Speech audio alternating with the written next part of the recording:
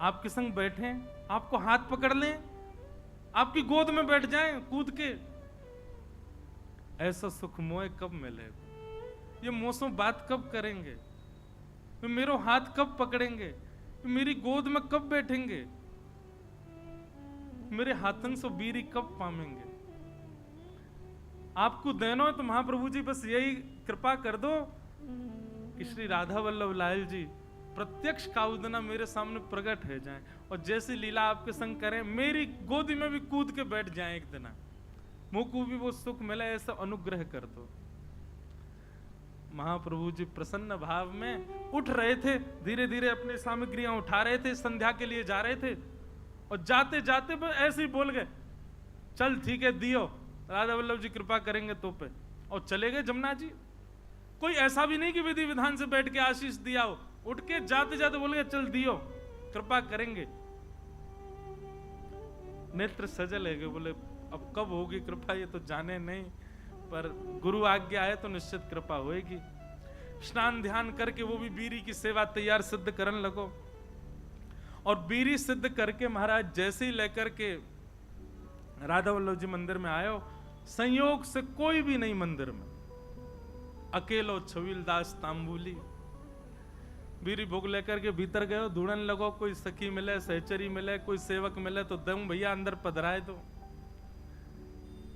जैसे ही समीप गयो तभी कहा देखो युगल सरकार, दोनों एक दूसरे गले में गलवैयां डाले, अपनी एक एक कमर पे हाथ धरे और मंद मंद मुस्कुराते भय अपने एक दूसरे के प्रति ऐसे शीश झुकाए करके और वह तांबुली को देख करके और मंद मंद मुस्कुरा रहे हैं।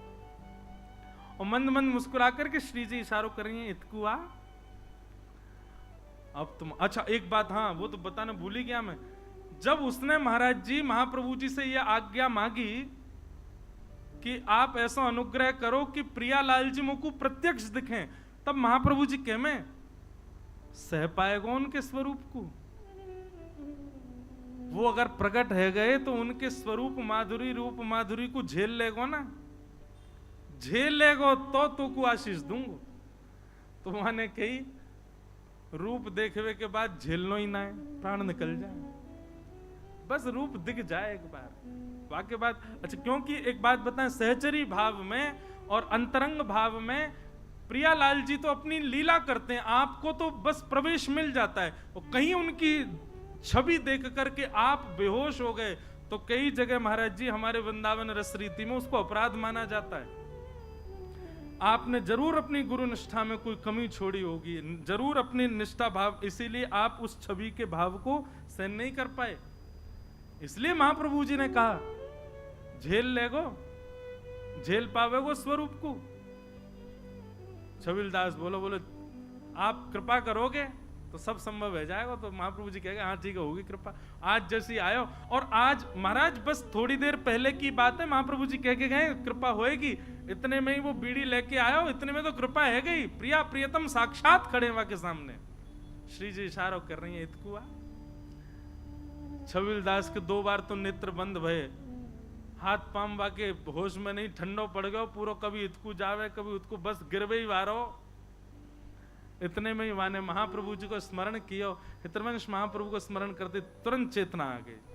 मानो गुरु ही कृपा करके ये बल दे रहे हैं कि प्रिया प्रियतम को देखो, उनकी बिना कृपा के देखे ही नहीं पाओगे वह स्वरूप को। छबील दास सामने खड़ो है, अब कहां बोले ठाकुर जी से। ठाकुर जी तो मंद मंद मुस्कुरा रहे हैं, श्री जी कह रही हैं जोर से मत मुस्कुरा दी प्राण निकल जाएंगे आके, ऐसी छवि ठाकुर जी की। ठाकुर जी बोले खड़ो ही रहेगो, कछु करेगो भी। छबील दास बोलो मुंह पे तो कछु आ भी ना, कहा करूं जय जय। बोले कहा करूं कहा, वो दूर डिबिया लेके खड़ो बीरी की, इतकुआ बीरी पवा। अब वो गयो महाराज हाथ पाम कांप रहे वाके, ऐसे डिबिया खोल के और ठाकुर जी के आगे पधराई दी। ठाकुर जी बोले बाबरो ही है बिल्कुल ही, अरे निज करसों उठा बीरी और मुंह में पवाए दे, इतना विलंब काय को करे। जैसी बीरी उठाए करके ठाकुर जी के सन्मुख करी, ठाकुर जी इशारों के नहीं पहले श्री जी को पवा। श्री जी ने बीच में से बीरी आधी तोड़ करके मुख में लई, बोले अब अधरामृत मुंह को पवा। जैसे ही पवायो महाराज, वो छवि निहार करके कौन सुध में रह सके। बस वहीं वह छवि को देखतो प्रिया प्रियतम लीला कर रहे हैं। अद्भुत छवि को दर्शन करते करते छबील दास तांबुली ने वहीं प्राण त्याग दिए, ठाकुर जी में विलीन है। बोलो श्री राधा वल्लभ लाल की।